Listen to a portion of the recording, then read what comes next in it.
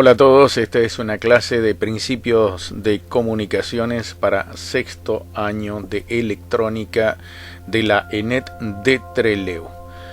Lo que vamos a ver a continuación es una introducción a las leyes de Maxwell. Estas leyes son fundamentales para poder entender los principios básicos de las comunicaciones y es lo que vamos a abordar a continuación. Acá tenemos la imagen de Don James Clerk Maxwell. James Clerk Maxwell fue un físico británico conocido principalmente por haber desarrollado la teoría electromagnética clásica, sintetizando todas las anteriores observaciones, experimentos y leyes sobre electricidad, magnetismo y aún sobre óptica, en una teoría consistente. Las ecuaciones de Maxwell demostraron que la electricidad, el magnetismo y hasta la luz son manifestaciones del mismo fenómeno, el campo electromagnético. Desde ese momento, todas las otras leyes y ecuaciones clásicas de estas disciplinas se convirtieron en casos simplificados de las ecuaciones de Maxwell. Su trabajo sobre electromagnetismo ha sido llamado la segunda gran unificación en la física, después de la primera, llevada a cabo por Isaac Newton, por supuesto. Además se le conoce por la estadística de Maxwell-Boltzmann en la teoría cinética de los gases y muchas otras investigaciones que realizó Don James. Vamos a introducirnos un poco qué son las ecuaciones de Maxwell. En principio tenemos que son cuatro postulados, son cuatro ecuaciones, donde la primera es la ley de Gauss del campo eléctrico. La segunda es la ley de Gauss, pero del campo magnético. La tercera es la ley de inducción de Faraday, que es fundamental. Y la cuarta es una combinación entre la ley de Ampère y las leyes de Maxwell. Así que bueno, en principio tenemos planteadas cuatro ecuaciones que las vamos a ir resolviendo o que vamos a ir tratando de entenderlas a medida que pasa esta clase. Vamos a ver un poquitito los antecedentes.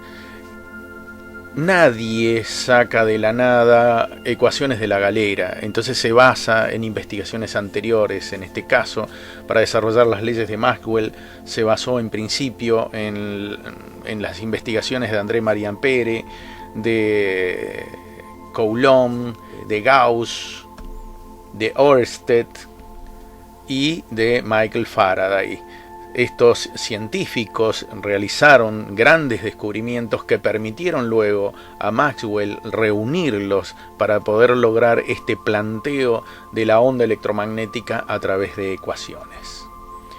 Comencemos con una breve nota biográfica sobre Carl Friedrich Gauss.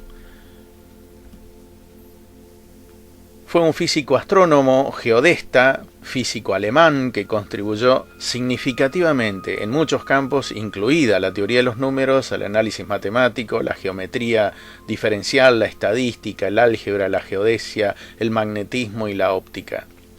Se decía de él que era muy hábil matemáticamente, inclusive mentalmente. Hay incluso películas referidas a esto. Comencemos con la ley de Gauss para el campo eléctrico. Esta es el primer planteo. Ahí comenzamos con estos simbolitos raros que son lo siguiente. Esta ecuación indica que nabla E, este triangulito al revés, es el operador nabla, ¿sí? El operador nabla, la E es campo eléctrico. Esto indica divergencia del campo eléctrico. Esta expresión me indica la divergencia del campo eléctrico. Les hago una pequeña sugerencia: si quieren paren el video y busquen qué es divergencia. Acá vamos a tratar con dos conceptos, divergencia y convergencia, pero les hago un pequeño adelanto. La divergencia es cuando algo diverge, cuando algo sale de un punto y se desparrama, perdonen la expresión, para poder tratar de entenderlo, hacia todos lados. Eso es una divergencia. Una convergencia cuando un montón de cosas convergen en un solo punto. Bueno, esta expresión nabla-E es divergencia del campo eléctrico. El operador nabla sale de una alegoría a un arpa. Bueno, después el que lo quiera buscar. Después tenemos ρ. ρ que me indica la densidad de campo eléctrico. ¿Por qué? Porque es importante definir, si estamos hablando de divergencia o de convergencia del campo eléctrico, es importante definir la densidad del campo eléctrico. ¿Qué tanta cantidad de campo eléctrico hay por unidad de superficie? Y luego las constantes que siempre tenemos en cuenta, que en este caso, ¿qué constante tenemos en cuenta? La constante eléctrica en el vacío, que tiene un número específico en este caso, ¿no? Es una constante. ¿Cuándo hablamos de divergencia nula? ¿Cuándo hablamos de divergencia nula? En este caso, si la divergencia es cero, que es nula, indica que ninguna línea de campo, recordemos que un campo es una determinada cantidad de líneas de fuerza que tienen un sentido, es una fuerza en definitiva, son fuerzas que se pueden llegar a cotejar, se pueden llegar a medir con instrumental. Entonces, si la divergencia es cero, nula, indica que ninguna línea de campo termina en el entorno de ese punto. Por otro lado, tampoco nace del mismo. Qué complejo que es esto. Por ejemplo, aquí está el caso. Acá tenemos el caso de una divergencia nula, ¿sí? En este caso no diverge, no es que los campos de fuerza salen de acá y se van para cualquier otro lado, no, están cerrándose continuamente. No sé si esto les recuerda a un circuito magnético, por ejemplo. Están cerrándose continuamente, pero fíjense que en ningún momento hay divergencia. Si tomamos este pedacito que está indicado acá, no hay divergencia, no hay nada de divergencia. O sea, en ningún momento esto se desparrama hacia otro lado, sino que se va cerrando sobre sí mismo. Entonces, en este caso decimos que la divergencia es nula, o sea que es cero. O sea, no hay divergencia, básicamente.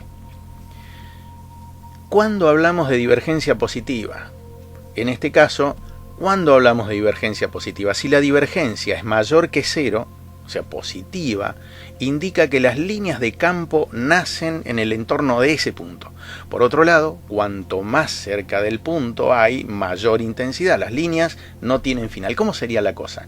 Este es el punto donde la divergencia es mayor que cero. En este punto es donde salen las líneas de campo, ¿sí? Las líneas de fuerza de campo. Y salen desde un punto y salen hacia todos lados, ¿sí? Salen hacia todos lados. En ese caso decimos que la divergencia es positiva. Salen de un punto y se van hacia afuera. Cuando decimos que la divergencia es negativa, volvemos a plantear la ecuación de divergencia. Si la divergencia es menor que cero, es negativa. Indica que las líneas de campo terminan en el entorno de ese punto. Por otro lado, cuanto más pequeño es el punto, hay mayor intensidad. Las líneas no tienen final. ¿Cómo sería el caso? Serían de esta manera. En este caso, las líneas convergen en este punto, ¿sí? Las líneas llegan a este punto y la divergencia en este caso es negativa, ¿sí? La divergencia es negativa. Se puede hablar de una convergencia, pero siempre se habla de divergencia. Entonces, para el vulgo sería una convergencia, pero en realidad desde el punto de vista de la ecuación es una divergencia negativa. Interesante de tener en cuenta este concepto. Vamos a hablar un poquitito de Charles Agustín de Coulomb. Fue un matemático, físico, ingeniero francés, militar. Se le recuerda por haber descrito de manera matemática la ley de atracción entre las cargas eléctricas. Habrán escuchado hablar o habrán estudiado la ley de Coulomb, ¿sí? Entonces, en su honor, la unidad de carga eléctrica lleva el nombre de Coulomb. ¿Se acuerdan de la unidad de Coulomb? En la que un paquete de cargas eléctricas se denominaba un Coulomb. 6,25 por 10 a la 18 electrones más o menos sería un Coulomb, ese paquete, esa unidad eléctrica. Entre otras teorías y estudios se le debe la teoría de la torsión recta. Para esto hizo unos ensayos físicos muy interesantes y un análisis del fallo de terreno dentro de la mecánica de suelos. Este señor se dedicaba a construir puentes para el uso militar. Vamos a ver la ley de Coulomb. ¿Qué nos dice la ley de Coulomb? Que es interesante tenerla en cuenta. Cuando tenemos dos cargas eléctricas, ¿sí? Tenemos dos cargas eléctricas, las dos cargas eléctricas entre sí ejercen una fuerza. Por ejemplo, en este caso tenemos una carga eléctrica negativa y una carga eléctrica positiva. Estas dos cargas eléctricas se atraerían entre sí, puesto que tienen distinto potencial. Uno es positivo y el distinto signo. Uno es positivo, el otro es negativo. Entonces, estos generan entre sí unas líneas de fuerza de atracción entre ellas. Hay una fuerza de atracción entre ellas. Esa fuerza se puede calcular. ¿Y qué tiene en cuenta? Tiene en cuenta, en principio, esa fuerza, el producto entre las dos cargas eléctricas, ¿sí? El producto entre las dos cargas eléctricas, o sea que a mayor cantidad de carga eléctrica, mayor cantidad de fuerza, y es inversamente proporcional a la distancia al cuadrado que separa esas cargas. O sea, ¿esto qué quiere decir? Que a mayor cantidad de distancia hay menos cantidad de fuerza. Por el contrario, a menor cantidad de distancia la fuerza se incrementa. A todo esto, como siempre, hay una constante que se agrega para poder obtener el resultado final de esa fuerza. Vamos a ver la ley de Gauss para el campo magnético. Este sería el segundo planteo que ofrece Maxwell. Nabla B igual 0. ¿Qué es esto? Donde B es el campo magnético. ¿Se acuerdan la densidad de campo magnético? ¿Sí? Entonces la línea de campo magnético no nacen ni mueren de manera neta en ningún lugar. Esto es un concepto fundamental. Ahora ya no estamos hablando más de campo eléctrico. Estamos hablando de campo magnético. La divergencia del campo magnético. Las líneas de campo magnético son siempre cerradas, siempre se cierran. Por lo tanto, la divergencia de B es nula, o sea, de la densidad de flujo. ¿Sí? Acá tenemos en este caso un generador de líneas de fuerza magnética de tipo toroidal en donde genera campos de fuerza en su interior. Todas se cierran, esta línea se cierra, esta otra también va a dar toda una vuelta y se va a cerrar acá. Siempre la línea de fuerza se cierra sobre sí misma. Es un concepto muy importante, como en el caso de un imán. En el caso de un imán, siempre las líneas de fuerza se van a cerrar sobre sí mismo, dejándonos ver un espectro de esas líneas de fuerza de campo magnético. Como la Tierra misma, nuestro planeta, es un inmenso imán que está rotando todo el tiempo. Conceptos fundamentales. ¿Existe el dipolo eléctrico? O sea, los dos polos eléctricos existen. O sea, yo puedo separar los polos eléctricos, puedo separar por un lado las cargas positivas y por el otro lado la carga negativa y establecer así un dipolo eléctrico. O sea, por un lado las positivas y por el otro lado las negativas. Sí, yo puedo separar las cargas eléctricas. Por otro lado, ¿existe el dipolo magnético? O sea, ¿puedo separar el norte y el sur? O sea, si yo agarro un imán y lo parto en dos, voy a generar por un lado un norte y por el otro lado un sur. Un pedazo va a ser norte y el otro pedazo va a ser sur. Pero el problema está en que si yo lo parto en dos, voy a tener dos imanes de vuelta. Y cada uno de ellos va a tener su propio norte y sur nuevamente. No puedo separar, por lo menos de esta forma, no puedo separar el polo norte del polo sur. Entonces, en ese caso, el concepto del dipolo magnético no existe, no está en estos términos, por supuesto. Vamos a hacer una comparación de fórmulas. Acá tenemos nabla E, que es igual a ρ sobre epsilon 0, que es la ley de Gauss del campo eléctrico.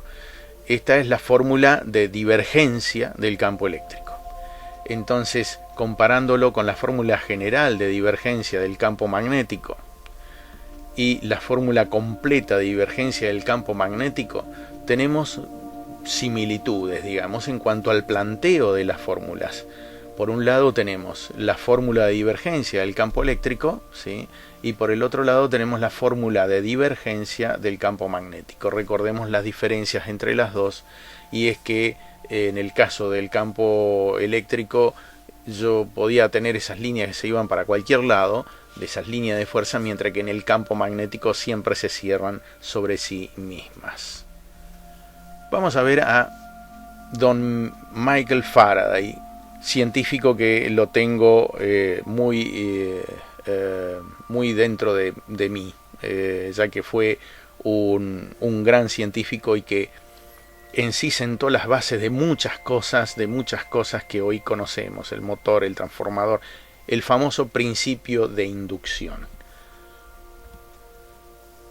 Fue un físico y químico británico que estudió el electromagnetismo y la electroquímica. Sus principales descubrimientos incluyen la inducción electromagnética, el diamagnetismo y la electrólisis. A pesar de la escasa educación formal recibida, Faraday es uno de los científicos más influyentes de la historia. Es muy importante, es muy interesante la historia de Michael Faraday. Michael Faraday lo echaron de la escuela porque tenía aparentemente problemas de dicción. Entonces la maestra le llamó a la madre y en un momento le dice: por favor, llévese a su hijo de acá porque nunca va a llegar a nada. Aparte nunca no tenían la posibilidad de una escuela privada, eran muy pobres. Entonces la madre se lleva a su hijo y el hijo en definitiva nunca pudo recibir una educación formal, nunca pudo ir a ninguna escuela, y él se inventó a sí mismo, él se creó a sí mismo, él se creó el propio científico que después fue autodidacta. Había logrado reparar una máquina con la cual podía encuadernar libros, entonces él se ponía a encuadernar libros, con eso lograba ganarse el sustento, digamos, pero aparte llegaban a él libros de científicos y demás donde él se los devoraba mientras hacía su trabajo, con lo cual los libros en esos tiempos eran cosas totalmente prohibitivas para todo el mundo, menos para él, que los encuadernaba y los podía leer y podía acopiar esa información. Vamos a ver un poquitito la ley de inducción de Faraday, que sería el postulado 3 de las ecuaciones de Maxwell, donde tenemos nabla E en este caso, pero fíjense que como una especie de X, que un operador, ¿no? Que en este operador en realidad me habla del rotacional de campo eléctrico. Guarden la tosca, ya no estamos hablando más de divergencia, estamos hablando de rotacional. Cuando hablábamos de divergencia no estaba esta X, no estaba este por, ¿sí? Y ahora sí está, y bueno, porque estamos hablando del rotacional de campo eléctrico. Y por otro lado, la derivada parcial de B, o sea, de la inducción magnética en función del tiempo. Esta es la ley de inducción de Faraday. Se cuenta que cuando expuso su teoría sobre la inducción, en un momento, bueno, se lo denigraba mucho en el ámbito científico debido a que no tenía un título formal.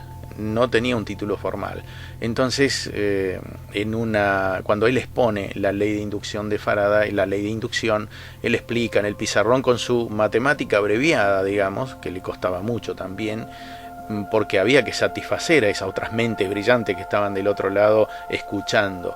Entonces, él después demuestra el principio de la ley de inducción, donde inserta dentro de una bobina un imán e inmediatamente conectado después de la bobina tiene un galvanómetro, que es lo que hoy conocemos como un tester, digamos, y el galvanómetro se mueve indicando que hay una tensión inducida, pero que se induce únicamente con el movimiento. Por eso tiene mucho que ver con la cuestión de la derivada, con la cuestión de la variabilidad, ¿no?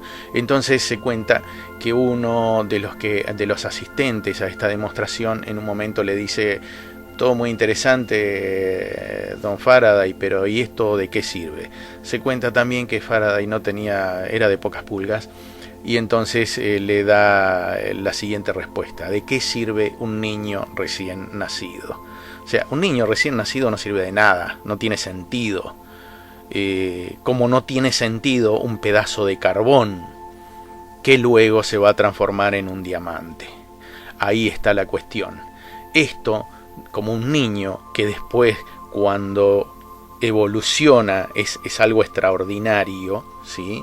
De niños, por supuesto que también es extraordinario, pero cuando recién nace a uno le parece que no tiene sentido, ¿no? Porque no funciona, no sirve básicamente, pero en realidad es un diamante potencial en bruto. Y esto fue la ley de inducción de Faraday, la que propició que después existiera el transformador, los motores y demás.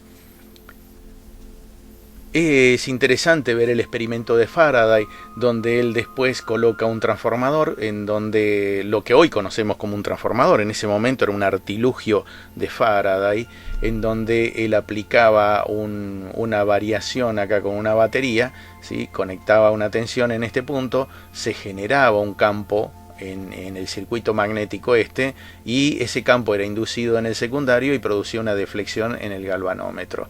Este es el experimento de Faraday, y solamente se producía cuando la llave se cerraba o cuando la llave se abría. ¿Por qué? Porque tenía que ver justamente con esta cuestión de que tiene que haber una variación, con esta derivada que habíamos planteado anteriormente. En ambos casos se detecta corriente durante un tiempo muy corto, porque es el tiempo en que yo acciono la llave el que dura la transición apagado-encendido, y viceversa. Son los cambios y no la mera existencia de campo magnético lo que causaban la aparición de la corriente. ¿Qué quiere decir esto? Porque si yo cierro esto permanentemente, todo el tiempo va a haber un campo magnético acá. Pero ese campo magnético, una vez que se estableció, ya no varía más. Y si no hay variación, no hay inducción. El principio de inducción de Faraday exige de la variación. El concepto de rotacional. El concepto de rotacional es similar al de divergencia, en el sentido de que proporciona información acerca del campo vectorial. ¿De qué estamos hablando? De vector. El vector, que es las líneas de fuerza de campo. Pero se trata de una información diferente y algo más difícil de visualizar. ¿Por qué? Porque acá estamos hablando de algo que está rotando de alguna manera. Entonces, si nabla es igual a cero, no existe rotación del campo eléctrico, ¿no? Si se produce esto, ¿sí? Si se produce esto, no hay rotación del campo eléctrico. Pero por el otro lado, si es distinto a cero, entonces quiere decir que existe rotación del campo eléctrico. La rotación en el campo eléctrico en un punto determinado depende de lo violento de la variación del campo magnético en ese punto. ¿De qué estamos hablando? Estamos hablando de la derivada. Entonces, de este punto de vista, si nosotros tenemos en cuenta que hay una rotación del vector en sí, ¿sí? Esta variabilidad, este ángulo de rotación, mientras más rápido rote, va a haber una variación más rápida del campo magnético en un punto determinado. Es un poco difícil a veces entender este concepto de rotacional, pero bueno, la idea es que uno tiene que tratar de entender estas cuestiones que involucran pensar la onda, pensar la línea de fuerza de campo magnético más allá que de una simple expresión, ¿no? Ahora veamos la ley de Faraday teniendo en cuenta las cargas magnéticas. Las cargas eléctricas en movimiento generan un rotacional del campo magnético, es decir, del otro campo. Con lo que también podría pasar lo contrario. De existir cargas magnéticas en movimiento, estas generarían un rotacional del campo eléctrico. Básicamente el experimento que hizo Faraday, el que habíamos visto en el esquema. Entonces, por lo tanto, vamos a tener que la ecuación incluye, ¿sí? La ecuación incluye esta partecita de acá, ¿sí? Y de acá es la ley de inducción de Faraday. La ley de inducción de Faraday, desde acá hasta acá. Esta es la ley de inducción de Faraday. Pero ahora, ¿qué le agregamos? Le agregamos también el campo, la carga magnética. Le agregamos la carga magnética. En resumen, la primera que me dice que las líneas de campo eléctrico nacen en las cargas positivas y mueren en las negativas. Eso es lo primero que me dice, que es la ley de Gauss, justamente. En la segunda, que es la ley del campo magnético de Gauss, me dice que las líneas de campo magnético no tienen principio ni fin, son siempre cerradas. Esto es un resumen. Y en el punto 3, ¿qué me dice? Que es la ley de inducción de Faraday. Dice, un campo magnético variable, recordemos que siempre tiene que haber una variabilidad, tiene que haber un movimiento, si no, no hay inducción. Entonces, un campo magnético variable en el tiempo produce un campo eléctrico incluso en ausencia de cargas.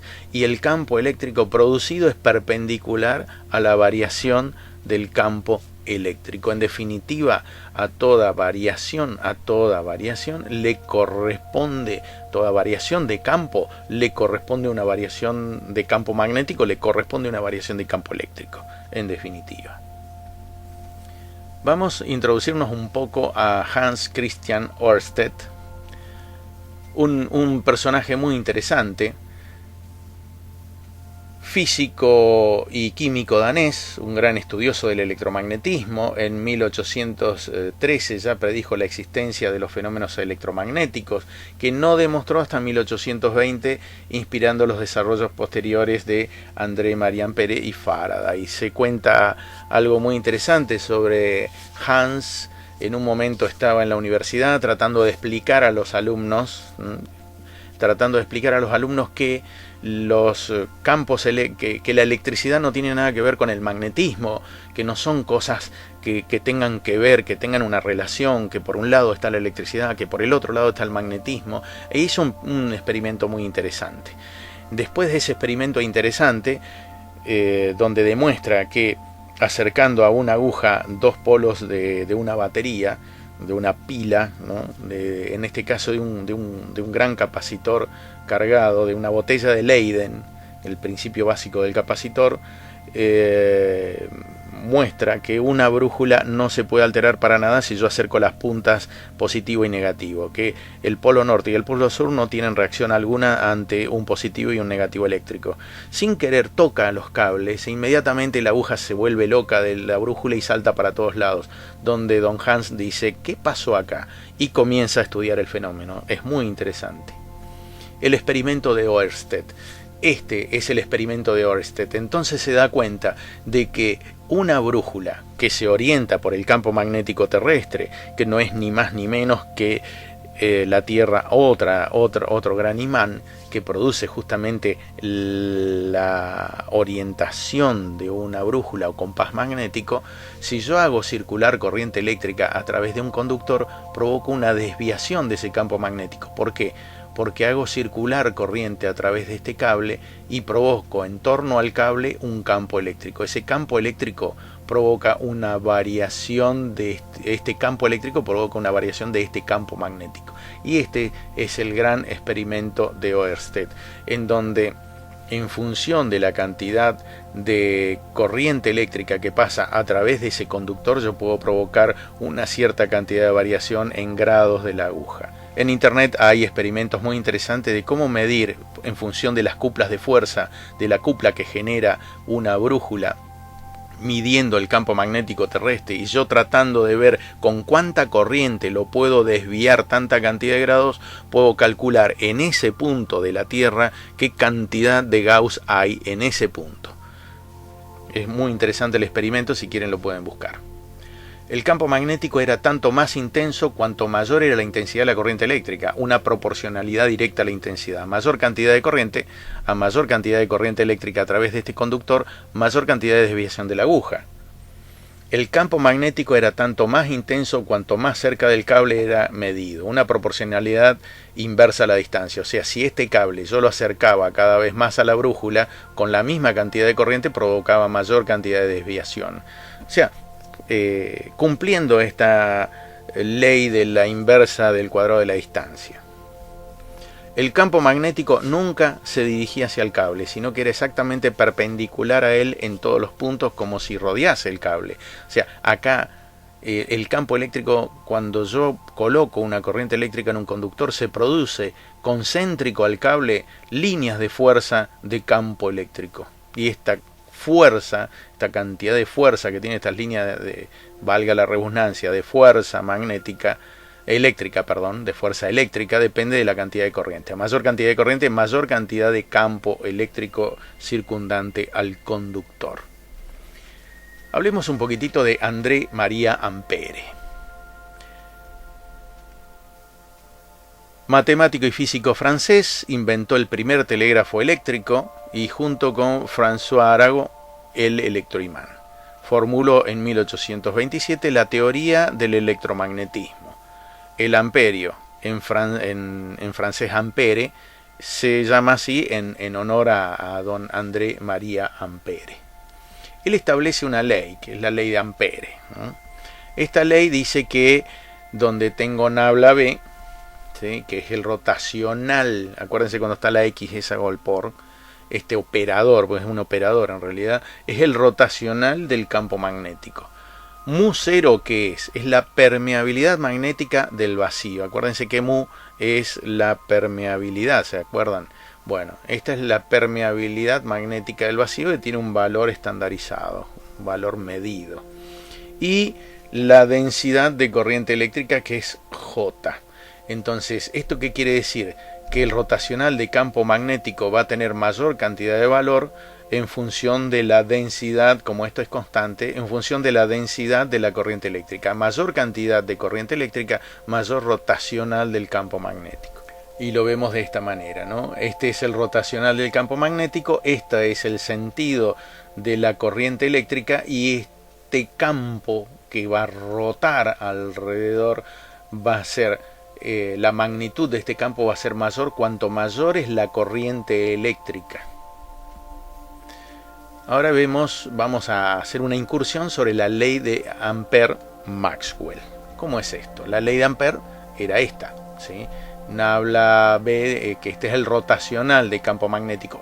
Todo esto se llama rotacional del campo magnético. Rotacional del campo. Entonces esto me dice que el rotacional del campo magnético es directamente proporcional a la corriente eléctrica que circula en ese conductor o en el circuito, ¿no? El mu cero es constante. Entonces la ley de Ampère no es completa. Maxwell se percató de que al igual que un campo magnético variable produce un campo eléctrico de la nada, teóricamente, como vimos en la ley de Faraday, también sucede lo contrario. Si un campo eléctrico variable produce un campo magnético. Si yo varío la electricidad, o sea, como pasa en la corriente alterna todo el tiempo está variando la corriente y la tensión, ¿no? Varía la tensión, por lo tanto varía la corriente, porque la carga siempre es la misma, entonces va a haber una variación de ese campo. Entonces, como en algún momento va a ser positivo, negativo y demás, y va a pasar por distintos valores, hay una variabilidad, ahí tenemos en cuenta unas derivadas, ¿no?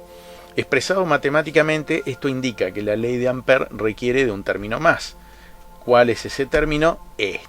Este término tiene que ver directamente, o sea, esta es la ley de Ampère y esto que es la ley de Maxwell. Entonces se incorpora la ley de Maxwell para completar la ecuación.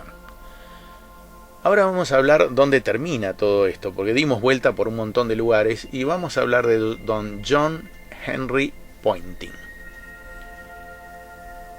Cursó sus estudios primarios en la Owens College para luego estudiar física en la Universidad de Cambridge, donde fue alumno del escocés James Clerk Maxwell. Y acá se darán cuenta que está todo conectado. En 1880 pasa a ser profesor de física en la Escuela Masona de Ciencias, actualmente Universidad de Birmingham, puesto que ocupa hasta su muerte el 30 de marzo de 1914. Los aportes de Poynting a la física se observan a partir del año 1884, cuando desarrolla la ley de conservación de energía para los campos eléctricos y magnéticos, que es el teorema de Poynting. observando que el vector flujo de energía que transporta la onda electromagnética depende solo de los campos. Este vector es también llamado vector de Poynting en su honor y es muy usado en la construcción de antenas, en el entender cómo es la propagación de la onda electromagnética. ¿Y cómo es esto? Vamos a ver el vector de Poynting. Concepto: se denomina vector de Poynting al vector cuyo módulo representa la intensidad instantánea de energía electromagnética que fluye a través de una unidad de área perpendicular a la dirección de propagación de la onda electromagnética, y cuyo sentido es el de la propagación. Recibe su nombre del físico inglés John Henry Poynting, justamente. Vamos a ver un poquitito más esquemático todo esto. Esto es el vector de Poynting. Retrocedamos un poquitito. Un campo electromagnético, un campo de fuerza electromagnético no es ni más ni menos que una combinación de un campo eléctrico y de un campo magnético. Este campo eléctrico, simbolizado de esta manera, variable, genera, este campo eléctrico a su vez engendra un campo magnético, y el campo magnético está exactamente a 90 grados del otro campo, ¿sí? Son transversales, uno atraviesa el otro, y ese punto de atraviese en función de la longitud de onda de ese campo magnético, de la cantidad de intensidad de campo eléctrico, de la cantidad de intensidad de campo magnético y demás, definen ¿qué cosa? La propagación. La propagación es hacia dónde se dirige la onda eléctrica y magnética, la onda electromagnética. Y entonces esto no es ni más ni menos que el vector de Poynting. El vector de Poynting entonces me define el sentido hacia donde se dirige el campo electromagnético, justamente postulado a través de las leyes de Maxwell de convergencia, divergencia, de divergencia, de rotacional y demás que vimos recientemente. Esto parece ser un poco complejo, lógicamente esto es nada más que un extracto, nada más que una introducción, quedan un montón de cosas en el tintero, pero la idea es que ustedes sepan de dónde sale, o cuando se habla de las leyes de Maxwell, de qué se está hablando realmente. Ese es el punto que tenemos que tener en cuenta. ¿Por qué? Porque lo vamos a tratar mucho a partir de este momento y en materias que van a suceder a esta. El entendimiento del campo electromagnético es fundamental en los principios de las comunicaciones. Muchísimas gracias por su atención. Nos veremos en una próxima clase.